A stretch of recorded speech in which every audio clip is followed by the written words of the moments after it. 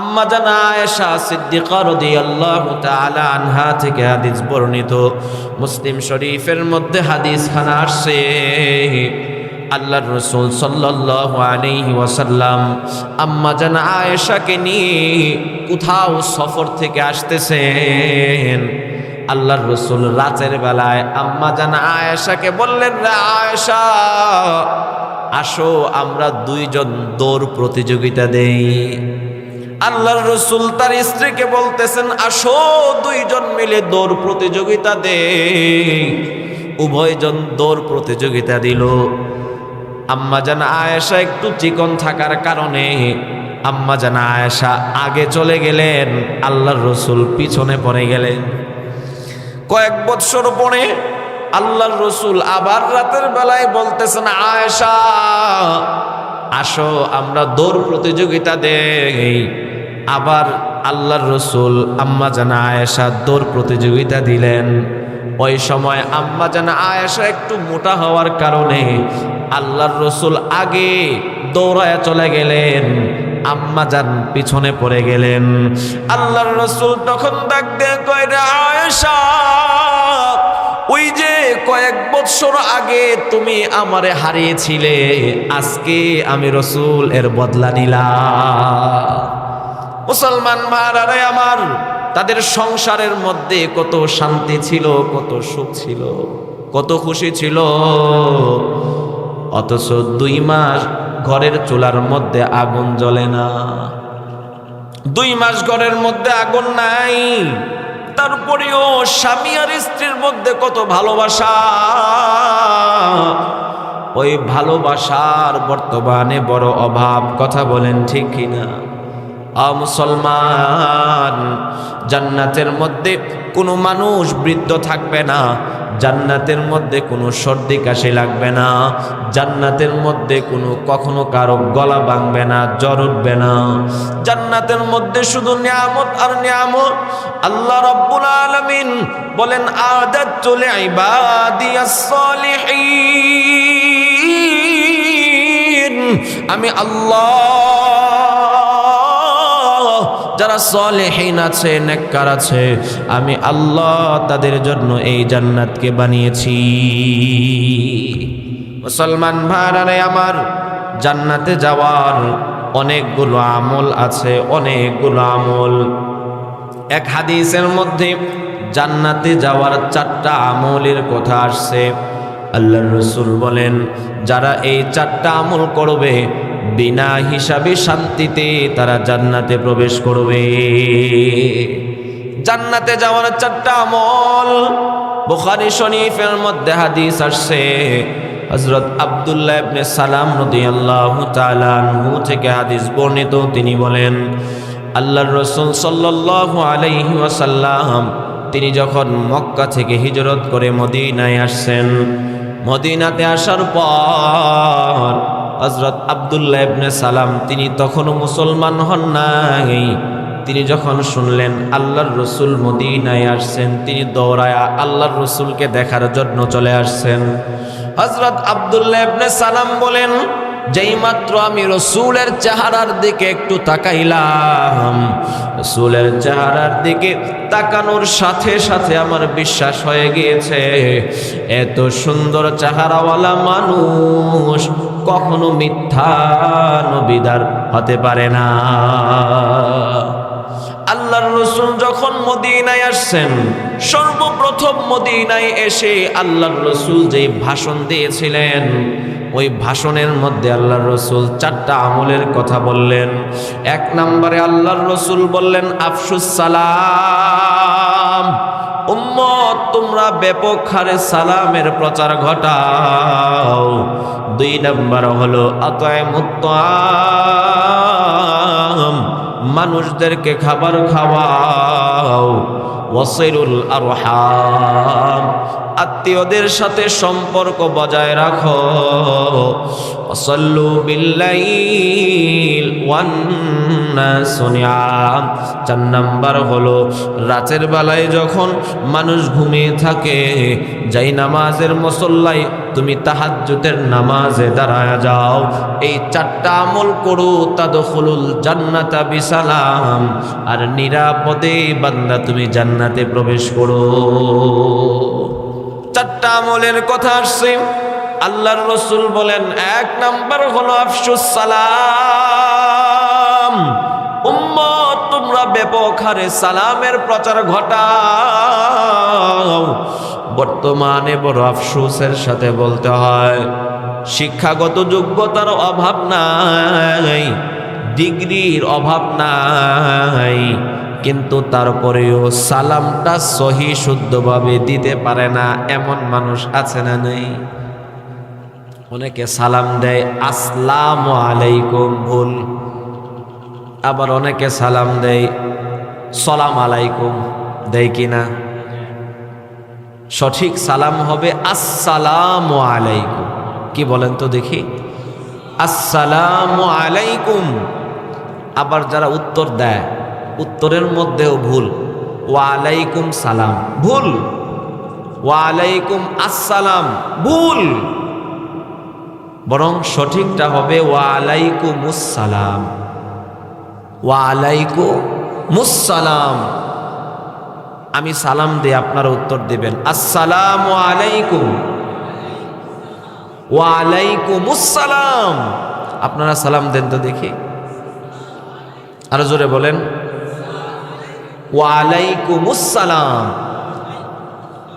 এই যে সালামের উত্তরটা শিখলাম, সালামটা শিখলাম, লাভ হলো কিনা? মুসলমান ভাইরা আমার, এখন থেকে যারাই আমাদেরকে ভুলভাবে সালাম দিবে, আমরা তাদেরকে সঠিক সালামটা সুন্দরভাবে শিখায় দিব। আসসালামু আলাইকুম, উত্তরটা হবে ওয়ালাইকুমুসসালাম। মুসলমান মনে রাখবেন, সালাম দেওয়া হলো সুন্নত, সালামের উত্তর দেওয়া হলো ওয়াজিব। আপনাকে কেউ সালাম দিল, আপনি যদি উত্তর না দেন গুনাহগার হবেন, কারণ আপনি ওয়াজিব তরক করেছেন। এটা আমরা মোটামুটি অনেকেই জানি।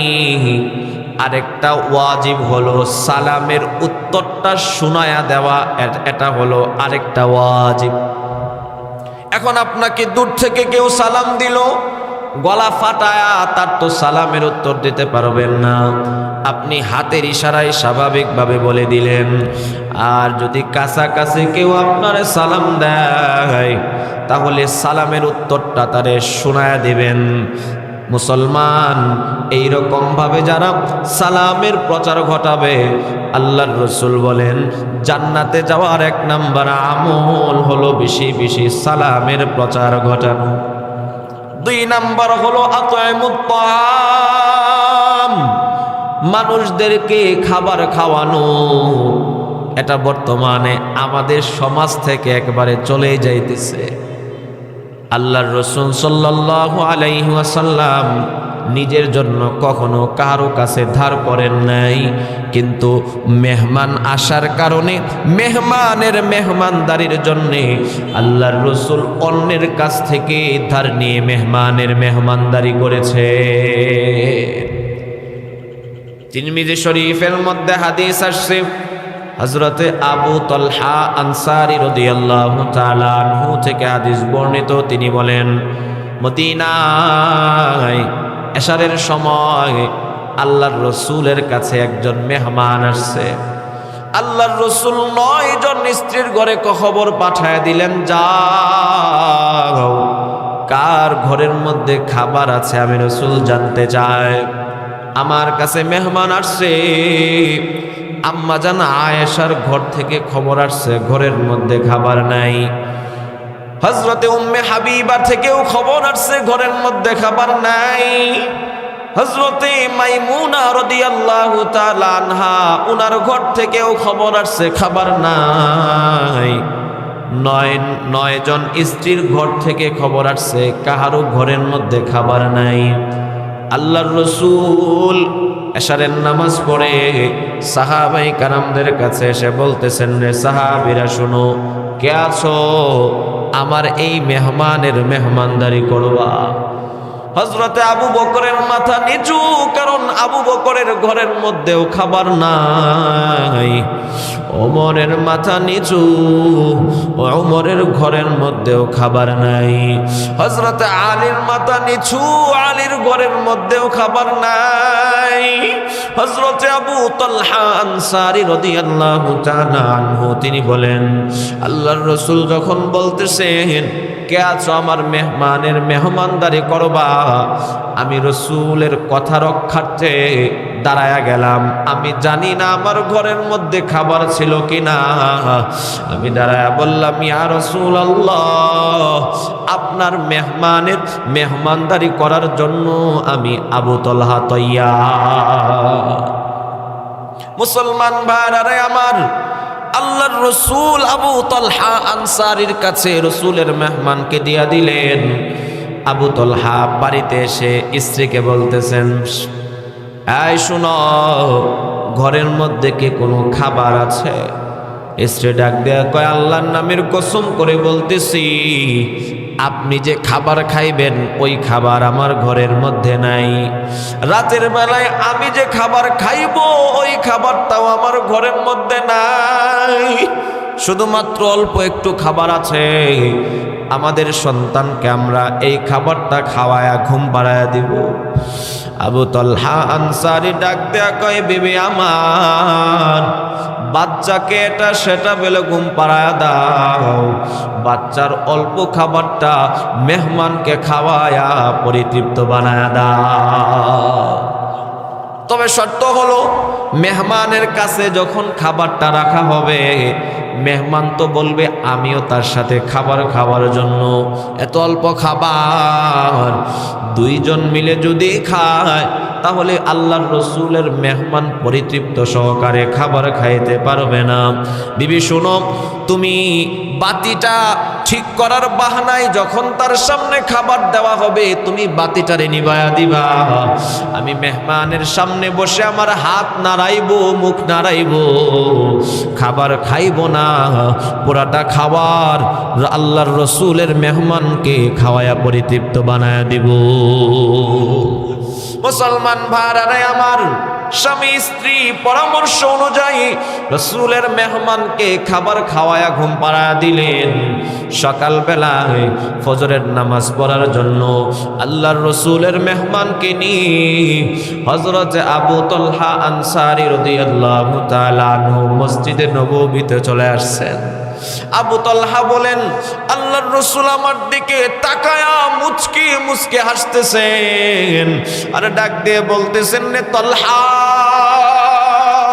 রাতের বেলায় তুমি কি এমন আমল করেছো, তোমার শানে আল্লাহ রব্বুল আলামিন তোমার প্রতি খুশি হয়ে কোরআনের আয়াত নাজিল করে দিয়েছে। ওয়ায়ুসিরুনা আলা আনফুসিহিম ওয়ালাউ কানা বিহিম খাসাসা। আল্লাহ রব্বুল আলামিন বলেন, দুনিয়াতে এমন কিছু মানুষ আছে যারা নিজেদের প্রয়োজন থাকা সত্ত্বেও অন্যকে প্রাধান্য দেয়। আল্লাহর রাসূল ডাক দিয়ে কয়, রে তালহা, তুই কেমন আমল করেছো, তোমার প্রতি আল্লাহ রব্বুল আলামিন খুশি হয়ে জিবরাইল আমিনকে রাতের বেলায় আমার কাছে পাঠায়া কোরআনের আয়াত নাজিল করে দিয়েছে। কিয়ামত পর্যন্ত আমার উম্মত কোরআনের এই আয়াত পড়বে আর তালহা তোর কথা স্মরণ করবে। তুই কি এমন আমল করেছো, কি এমন আমল করেছো? তালহা চোখের পানি ছাইরা ডাক দেয়, কই ইয়া রাসূলুল্লাহ, যেমন কোন আমল করতে পারি না, আমার সন্তানের খাবারটা আপনার মেহমানকে খাওয়ায়া পরিতৃপ্ত করেছি। আল্লাহর রাসূল বলেন, তালহা আয় আমার বুকে আয়, আর যদি মরণ পর্যন্ত তোর কোনো আমল আল্লাহর কাছে কবুল নাও হয়, আমি রাসূল বলে দিলাম এই রাতের আমলটার কারণে আল্লাহ রব্বুল আলামিন তোর জন্য জান্নাত নির্ধারণ করে দিয়েছে।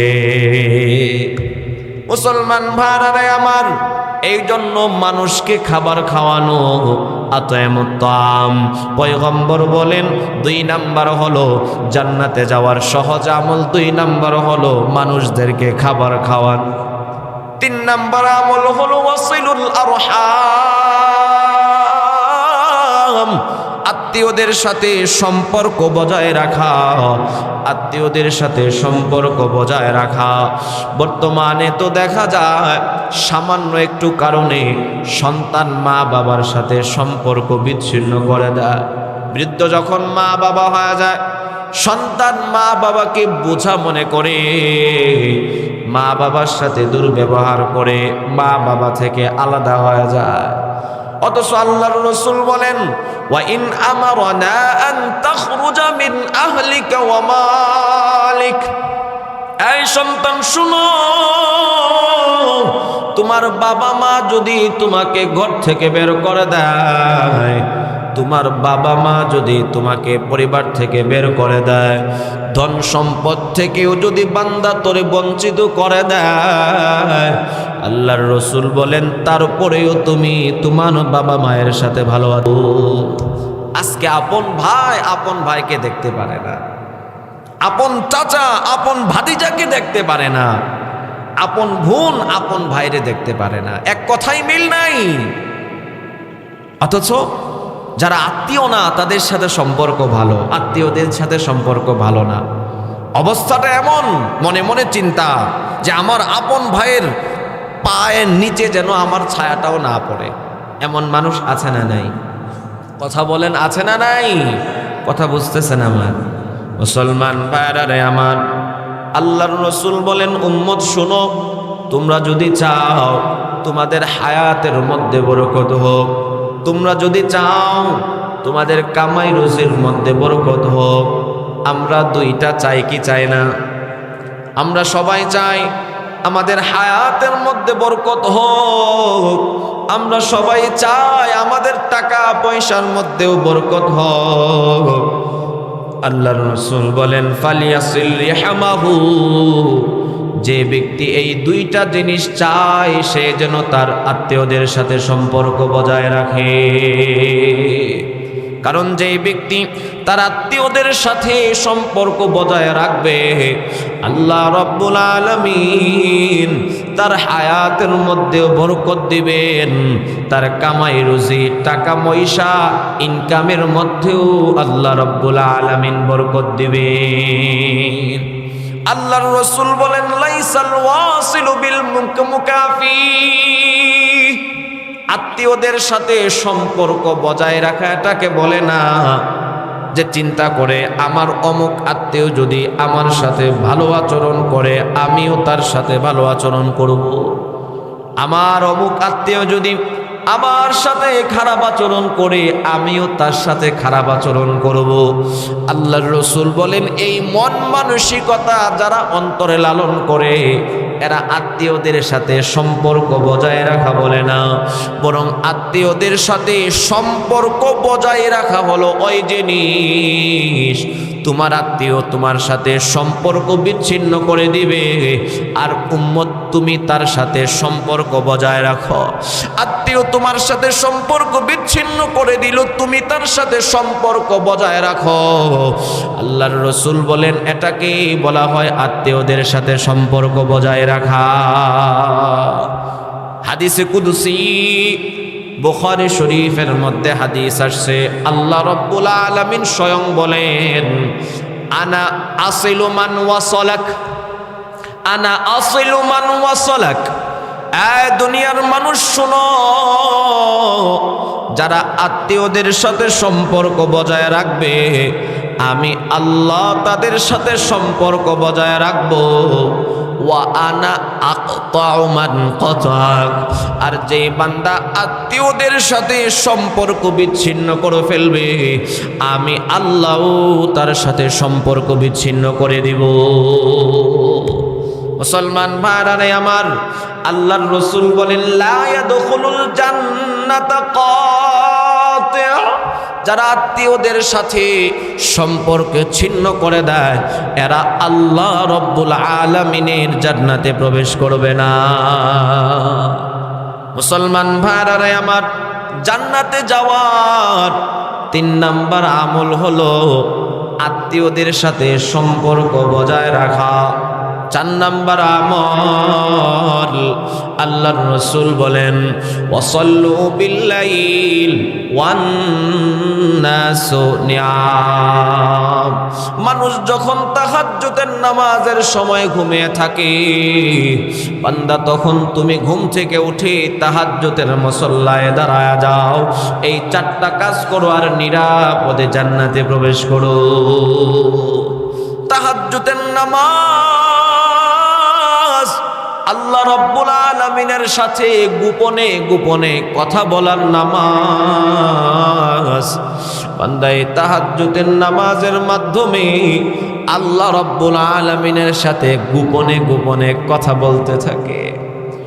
আল্লাহ রাব্বুল আলামিন বলেন, বান্দা ফজরে আমি আল্লাহকে পাওয়ার জন্য তুমি মসজিদে আসছো, জোহরের নামাজের সময় আমি আল্লাহরে পাওয়ার জন্য বান্দা তুমি মসজিদে আসছো, আসরের নামাজের সময় বান্দা আমি আল্লাহরে পাওয়ার জন্য তুমি মসজিদে আসছো, মাগরিব এশাই বান্দা আমি আল্লাহকে পাওয়ার জন্য মসজিদে আসছো, আর তাহাজ্জুদের সময় আমি আল্লাহ তোমার প্রতি রহমত নাজিল করার জন্য প্রথম আকাশে চলে আসছি।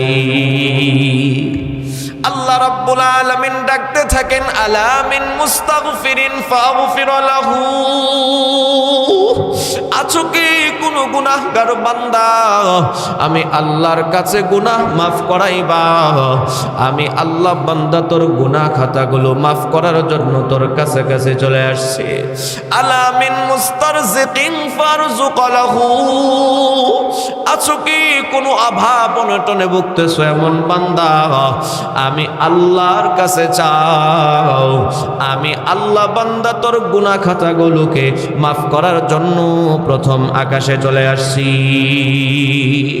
মুসলমান ভাইরা আমার, তিরমিজি শরীফের মধ্যে হাদিস আসছে, আল্লাহর রাসূল বলেন, কোন বান্দা যদি রাতের বেলায় তাহাজ্জুদের নামাজের সময় ঘুম থেকে জাগ্রত হয়, নিজে নামাজ পড়ে, স্ত্রীকেও জাগায়া দেয়, স্ত্রী যদি উঠতে না চায় তাহলে হালকা পানি চোখের মধ্যে ছিটা দিয়ে স্ত্রীকে ঘুম থেকে জাগায়া দেয়, এই তাহাজ্জুদের নামাজ পড়ো, তাহাজ্জুদের নামাজ পড়ো।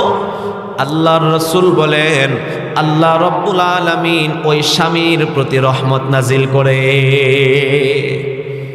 আল্লাহর রাসূল বলেন, আর যদি কোনো স্ত্রী তাহাজ্জুদের নামাজের সময় নিজে জাগ্রত হয়, নিজে নামাজ পড়ে, স্বামীকেও জাগায়া দেয়, স্বামী যদি উঠতে না চায় স্বামীকে হালকা পানি চোখের মধ্যে ছিটা দিয়ে ঘুম থেকে জাগায়া দেয়, তাহাজ্জুদ পড়ো, তাহাজ্জুদ পড়ো। আল্লাহর রাসূল বলেন, এই স্বামী স্ত্রীর দৃশ্যটা দেখে আসমানের মালিক কুদরতি কুদরতি মুচকি মুচকি হাসতে থাকে। মুসলমান ভাইরা আমার, আল্লাহর রাসূল বলেন, জান্নাতের মধ্যে আল্লাহ রাব্বুল আলামিন বিশেষ একটা জান্নাত তৈরি করেছেন। এমন জান্নাত, ইরা যাহিরুহা মিন বাতিনিহা ওয়া বাতিনুহা মিন যাহিরিহা। জান্নাতের ভিতর থেকে বাহির সুস্পষ্ট দেখা যায়, আবার বাহির থেকে ভিতর সব কিছু সুস্পষ্ট দেখা যায়। কাঁচ দিয়ে নির্মিত আল্লাহ রাব্বুল আলামিন ভিআইপি একটা জান্নাত কিছু মানুষদের জন্য আল্লাহ পাক তৈরি করেছেন। 1 নাম্বার হলো লিমান আলানাল কালাম। ওই জান্নাত আল্লাহ রাব্বুল আলামিন কাদেরকে দিবেন? 1 নাম্বার হলো যারা মানুষদের সাথে নরম ভাষায় কথা বলে, মেজাজ দেখায় না, নরম ভাষায় কথা বলে। সমাজের মধ্যে এমন কিছু মানুষ আছে যাদের ভাষাটা বড় কর্কশ, কথা বললেই ভয় লাগে, কথা বললেই মনে হয় আপনার সাথে ঝগড়া করতেছে। এমন মানুষ যারা, এদের দুনিয়াও ধ্বংস, আখিরাতও বরবাদ। আখিরাত বরবাদ তো বুঝলাম, দুনিয়া কিভাবে বরবাদ হয়? উদাহরণস্বরূপ মনে করুন, পাশাপাশি 2টা দোকান, আপনি একটা দোকানের মধ্যে গেলেন, ওই দোকানদার আপনার সাথে চেহারাটা মলিন করে বলল আপনার কি লাগবে, আপনারে কোনো সম্মান দেয় নাই, তাড়াতাড়ি বের হন আমার অনেক কাজ আছে, আপনার সাথে দুর্ব্যবহার করলো। আপনি দ্বিতীয় দোকানের মধ্যে গেলেন, দ্বিতীয় দোকানদার আপনার সাথে হাসি মুখে কথা বলল, ভাই আপনার কি লাগবে, আপনাকে খুব সম্মান করেছে, আপনারে খুব ইজ্জত করেছে। মুসলমান, এখন দ্বিতীয় দোকানদার যদি আপনার থেকে 2টা টাকা বেশিও নেয়, এরপরেও আপনি বারবার দ্বিতীয় দোকানদারের কাছে যাইবেন, কারণ তার ব্যবহার ভালো। মুসলমান ভাইরা আমার, এই জন্য যারা কর্কশ ভাষী, আপনাদের 2 পা ধরে বলি, আপনারা এই কর্কশ ভাষাকে বর্জন করেন, কারণ যারা কর্কশ ভাষী এদের দুনিয়াও ধ্বংস, আখিরাত বরবাদ। আল্লাহর রাসূল বলেন, লিমান আলানাল কালাম, যারা মানুষের সাথে সুন্দর ভাষায় কথা বলে, ওয়াতাবিআস সিয়াম, 2 নাম্বার হলো যারা বেশি বেশি করে রোজা রাখে। যেমন প্রত্যেক মাসে 3টা রোজা, আইয়ামে বীজের রোজা, 13, 14, 15 তারিখের রোজা, প্রত্যেক সপ্তাহে 2টা রোজা, সোমবার আর বৃহস্পতিবারের রোজা। আল্লাহর রাসূল বলেন, যারা বেশি বেশি করে রোজা রাখে, 3 নাম্বার হলো ওয়াসাল্লু বিল্লাইল ওয়ান নাসু নিয়াম, মানুষ যখন ঘুমিয়ে থাকে তখন তারা তাহাজ্জুদের নামাজে দাঁড়ায়া যায়। এই 3 শ্রেণীর মানুষের জন্য আল্লাহ রাব্বুল আলামিন ওই বিশেষ জান্নাতের ব্যবস্থা করেছে। মুসলমান ভাইরা আমার, আল্লাহর রাসূল বলেন, আয় উম্মত শুনো, তোমরা তাহাজ্জুদের নামাজকে নিজের জন্য অবধারিত করে নাও, কারণ যারাই আল্লাহ রাব্বুল আলামিনের কাছে নৈকট্য প্রাপ্ত বান্দা হয়েছে, এই তাহাজ্জুদের নামাজের মাধ্যমে তারা আল্লাহ রাব্বুল আলামিনের নৈকট্য প্রাপ্ত বান্দা হয়েছে। এই তাহাজ্জুদের নামাজ যারা পড়বে, আল্লাহর রাসূল বলেন, আল্লাহ রাব্বুল আলামিন তাদেরকে বিভিন্ন রোগ ব্যাধি থেকেও হেফাজতে রাখবেন, রোগ ব্যাধি থেকেও মুক্ত রাখবেন। কারণ তাহাজ্জুদের নামাজের যেই সময়, ওই সময়ের জন্য আল্লাহর রাসূল বিশেষভাবে বরকতের জন্য আল্লাহর কাছে দোয়া করেছে। মুসলমান ভাইরা আমার, এই জন্য আমরা নিয়ত করে ঘুমাইব যে আমি তাহাজ্জুদের নামাজ পড়ব। এখন যদি আপনি নিয়ত করে ঘুমান তাহাজ্জুদের নামাজ পড়ব, কিন্তু রাতের বেলায় উঠতে পারেন নাই, আল্লাহর রাসূল বলেন, কুতিবা লাহু মা নাওয়া, আমার বান্দা যেই নিয়ত করলো আমি আল্লাহ তারে ওই নিয়ত অনুযায়ী প্রতিদান দিয়া দিব। সুতরাং আমি যদি তাহাজ্জুদের সময় উঠার নিয়ত করে রাতের বেলায় ঘুমায়, যদি ঘুম থেকে উঠতে নাও পারি, তারপরেও আল্লাহ রাব্বুল আলামিন তাহাজ্জুদের সওয়াব দিবেন। আর যদি উঠতে পারি 2-4 রাকাত নামাজ পড়ার নিয়ত করতে পারি না ইনশাআল্লাহ, তো জান্নাতে যাওয়ার 4টা আমল। 1 নম্বরে আল্লাহর রাসূল বললেন, বেশি বেশি করে সালামের প্রচার ঘটানো। 2 নাম্বার মানুষদেরকে খাবার খাওয়ানো। 3 নাম্বার আত্মীয়দের সাথে সম্পর্ক বজায় রাখা। 4 নাম্বার হলো রাতের বেলায় তাহাজ্জুদ নামাজে অভ্যস্ত হওয়া। আল্লাহর রাসূল বলেন, বান্দা তোমরা এই 4টা কাজ করো, তাদখুলুল জান্নাতা বিসালাম, আর নিরাপদে নির্বিঘ্নে জান্নাতে প্রবেশ করো। সুবহানাল্লাহ। মুসলমান ভাইরা আমার, ওই জান্নাতে যদি আমাদেরকে যেতে হয়, তাহলে অবশ্যই আমাদেরকে গুনাহ থেকে বেঁচে থাকা লাগবে। গুনাহ থেকে না বাঁচতে পারলে জান্নাতে যাওয়া সম্ভব না। হযরত আশরাফ আলী থানভী রাহমাতুল্লাহি আলাইহি বলেন, গুনাহ থেকে বাঁচার জন্য 2টা পদ্ধতি। কয়টা পদ্ধতি? কথা বলেন, গুনাহ থেকে বাঁচার জন্য কয়টা পদ্ধতি? দুইটা। এক নাম্বার পদ্ধতি হলো গুনাহ থেকে বাঁচার জন্য হিম্মত করা, আমি গুনাহ করব না। দুই নাম্বার পদ্ধতি হলো আসবাবে গুনাহ, গুনাহের যে উপকরণগুলো আছে ওই সমস্ত উপকরণগুলো থেকে বেঁচে থাকা। যেমন নেটের মাধ্যমে গুনাহ হয়, ওই নেট এর ক্ষেত্রে সতর্কতা অবলম্বন করা। আপনার দ্বারা যতটুকু সম্ভব আপনি নেট থেকে বেঁচে থাকেন, ইউটিউব ফেসবুক থেকে বেঁচে থাকেন, গুনাহের আসবাবগুলো ছেড়ে দেন, অটোমেটিক আপনার দ্বারা গুনাহ বন্ধ হয়ে যাবে। বর্তমানে আমাদের যুবক ভাইয়েরা এই মোবাইলের গুনাহে বেশি আসক্ত, এই মোবাইলে আসক্ত হয়ে গিয়েছে। তথ্য প্রযুক্তির দরকার আছে, কিন্তু এই তথ্য প্রযুক্তির অপব্যবহার করা যাবে না। বর্তমানে যুবক ভাইরা কেমন যেন এই মোবাইলে এত আসক্ত, মাতালের মতো অবস্থা। 10টা মিনিট মোবাইল ছাড়া থাকতে পারে না। কথা কোন ঠিক কি ঠিক না? যতক্ষণ ঘুমাইলো তো ঘুমাইলো, ঘুম থেকে উঠাই মোবাইল ফোন। একজন অসুস্থ মানুষ সে অসুস্থতার কারণে যেমনভাবে বিভিন্ন কাজকর্ম সে করতে পারে না, ঠিক তদরূপভাবে বর্তমানে আমাদের যুবক ভাইয়েরা মোবাইলে আসক্ত থাকার কারণে বিভিন্ন ইবাদত বন্দেগী থেকে আমাদের যুবক ভাইয়েরা বঞ্চিত হয়ে যায়। কোরআন তেলাওয়াতের মধ্যে মনোযোগী হতে পারে না, পড়ালেখার মধ্যে মনোযোগী হতে পারে না।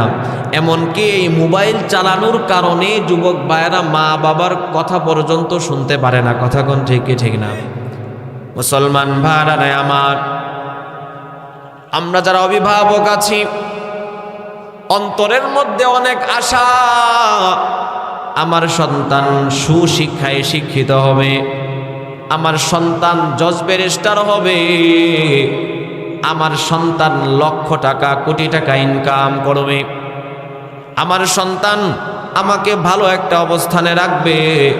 সন্তানকে নিয়ে অনেক আশা, কিন্তু সন্তান যখন লেখাপড়া করে, লেখাপড়া অবস্থায় বিশাল বড় একটা মোবাইল ফোন কিনে দিলাম, এটা কেমন যেন শিয়ালের হাতে মুরগি বাগি দেওয়ার মতো। এটা কেমন যেন শিয়ালের কাছে মুরগি বাগি দেওয়ার মতো। উদাহরণস্বরূপ মনে করুন আপনি বিশাল বড় একটা মুরগির খামার বানাইলেন, মুরগির খামার, ভিতরে অনেকগুলো মুরগি। আপনি ওই মুরগির খামারের ভিতরে চিপা দিয়ে একটা শিয়াল ঢুকায়া দিলেন। শিয়াল, মনের মধ্যে অনেক আশা, সপ্তাহ 10 দিন পরে মুরগিগুলো বিক্রি করে লক্ষ টাকা ইনকাম করব, আমি লাভবান হব। আপনারা কি বলেন? এই যে শিয়াল ঢোকায়া দিল, সপ্তাহ 10 দিন পরে যদি সে খামার গিয়ে খুলে, একটা মুরগি কি আস্ত থাকবে? কথা বলেন, আস্ত থাকবে? দেখা যাইবে কোনোটার পা নাই, কোনোটার মাথা নাই, কোনোটার হাত নাই। শিয়াল সে তো 1 সপ্তাহের ভিতরে মুরগির খামারের মধ্যে তাণ্ডব চালাইবে, তাণ্ডব। ঠিক তদনুরূপভাবে সন্তানকে নিয়ে আমাদের অনেক আশা, ওই বিশাল বড় আশার ঘরের ভিতরে একটা শিয়াল ঢুকায়া দিলাম। ওই শিয়ালের নাম হলো মোবাইল ফোন। মুসলমান ভাইরা আমার, একটা শিয়াল একটা খামারের সমস্ত মুরগিকে ধ্বংস করার জন্য যেমন যথেষ্ট, বর্তমানে একজন যুবক যুবতীকে, তরুণ তরুণীকে ধ্বংস করার জন্য এই একটা মোবাইল ফোনেই যথেষ্ট। যদি না সে সতর্কতার সাথে মোবাইল চালায়। একজন যুবক সে যদি অসতর্কতার সাথে মোবাইল চালায়, দেখবেন অল্প কিছুদিনের ভিতরে তার স্বাস্থ্য ভাঙতে থাকবে, তার মেধার মধ্যে পরিবর্তন আসবে, তার মেধা দিনকে দিন কমতে থাকবে, তার রুচির মধ্যে পরিবর্তন আসবে, তার মন মানসিকতার মধ্যে পরিবর্তন আসবে। সে গোপন গুনাহে লিপ্ত হয়ে যাবে, সে গোপন গুনাহে লিপ্ত হয়ে যাবে। এক পর্যায়ে এই গুনাহে লিপ্ত হইতে হইতে সে হিজলার কাপুরুষ হয়ে যাবে। কথা কোন ঠিক কি ঠিক না? এই জন্য মোবাইলের ক্ষেত্রে সতর্ক হন। অভিভাবক যারা আছি, আপনার সন্তান যদি দূরে কোথাও লেখাপড়া করে, এখন সন্তানের সাথে কথা বলার দরকার, আপনি সাধারণ একটা মোবাইল কিনা দেন, এত বিশাল বড় একটা মোবাইল ফোন কিনা দিলেন, আর মনে মনে আশা আমার সন্তান লেখাপড়া করে বায়েজিদ বুস্তামি হয়ে যাবে, খাজা মঈনুদ্দিন চিশতি হয়ে যাবে, কশ্চিন কালীও সম্ভব না। কথা কোন ঠিক কি ঠিক না? মুসলমান ভাইরা আমার, এই মোবাইলের কারণে সন্তানগুলো মা বাবার কথা মানতে পারে না। মা ভাত রান্না করে সন্তানকে ডাকতে থাকে, বাবা ভাত তোমার জন্য রেডি করা হয়েছে, তুমি ভাতটা খাইতে আসো।